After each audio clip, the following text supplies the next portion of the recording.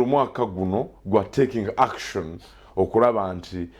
Katonda obugaga bwe yatuwa ne His Excellency yakyogeddeku lwaki tuba tusenga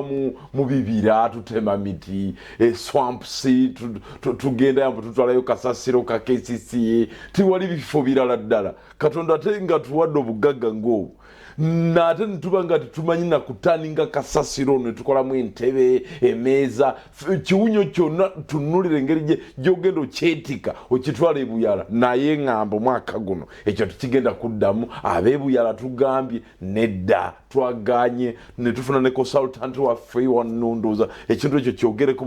bulabi ki Buyala is Mityana Road. Exactly. Katawuni kalungi abantu bezimbidde bulungi tulina mahoteli amasomero naye kuba muzikoroli n'ekiwunyo tane zisuka mu lukaga nga buli lunaku kireeteri so twekalakasiza nempandikira LC5 aba LC1 zibonna nempandikira omukulu wa poliisi amagye barakisi bonna bazze ne MP Kiyaga yazze yabadde mu byabufuzi naye nga ffena tugamba nedda awo mukomaawo ejogo eryo lye babaddeku mukomyawo munonya walala naye ng'ate si mu tawuni kubanga kati buyala tumuzimbye bulungi ku pulaani abantu basonda obusentere bwabwe taata wange netuzimba enguudo can you imagine amazzi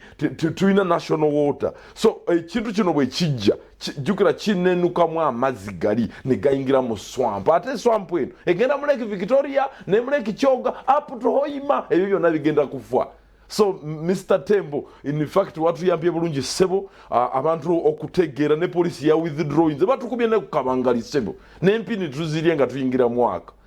na yete